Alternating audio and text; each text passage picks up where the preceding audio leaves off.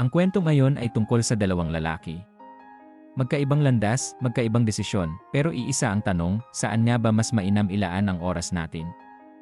Makinig sa kwento ni Marco at Elvin.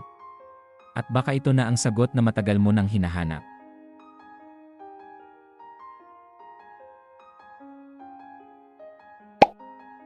Noong unang panahon, may isang lalaking nagngangalang Marco. Kakapasok lang niya sa isang kilalang tech company sa Makati. Punong-puno siya ng kumpiyansa.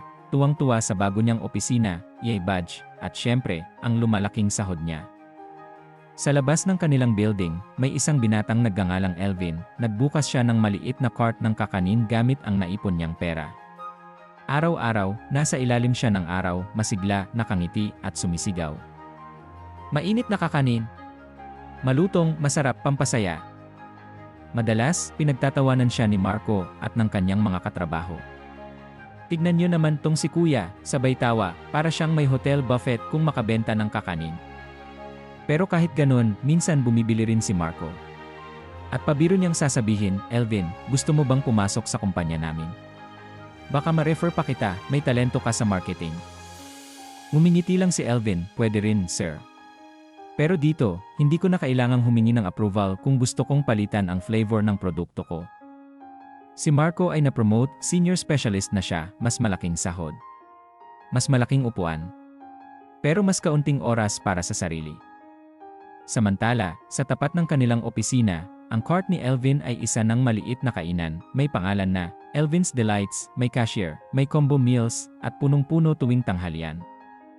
Isang araw, nilapitan siya ni Marco, ayos ka na Elvin. Pero kung sumali ka sana sa kumpanya namin, baka CEO ka na ngayon. Ngumiti lang si Elvin, sir, kung madelay man ang kape nyo, dito na lang kayo. Mas mabilis ako mag-serve. Si Marco, manager na. Magandang posisyon. Mas mataas ang sahod.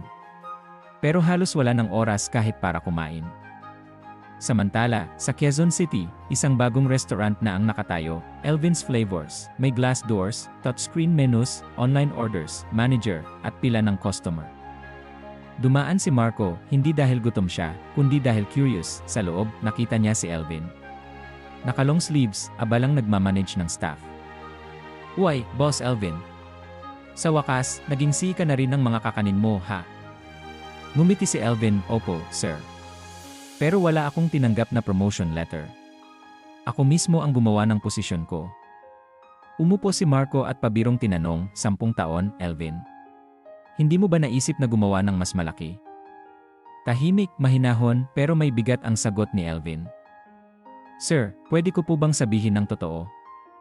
Noong pareho pa tayong nagsisimula, pareho tayong may kinikita na 10,000. Ako sa kalye, ikaw sa opisina, ngayon, ikaw ay manager, ako naman, may-ari ng restaurant na ito. Pero sir, ito ang tunay na kaibahan natin, ang negosyo ko, maipagpapatuloy ng mga anak ko. Hindi nila kailangang magsimula sa wala. Pero ang trabaho mo, kapag nagretiro ka, may papalit sa'yo. At ang mga anak mo, magsisimula rin sa ilalim gaya ng ginawa mo. Lumapit siya at mumiti ng may respeto, ngayon, sir. Sabihin niyo po sa akin, sino po sa atin ang mas ginamit ng tama ang kanyang oras? Tahimik si Marco. Napaisip, tahimik na nagbayad, tumango, at bumalik sa opisina dala ang maraming tanong sa kanyang isipan. Ang tagumpay. Hindi lang nasusukat sa laki ng sahod, taas ng posisyon, o ganda ng opisina. Ang tunay na tagumpay ay ang pagbuo ng isang bagay na may saysay, isang bagay na pwedeng tumagal, pwedeng ipamana, pwedeng magpatuloy kahit wala ka na. Maganda ang may trabaho. Pero mas makapangyarihan ang magtatag ng sarili mong pangarap. Gamitin ang oras ng tama. Hindi lang para umangat, kundi para mag-iwan ng marka.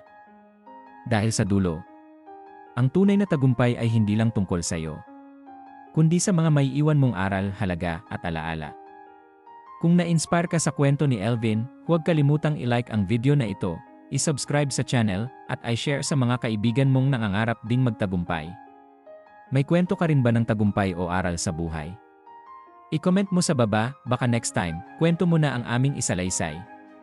Tandaan, minsan, sa simpleng diskarte, nabubuo ang tunay na tagumpay.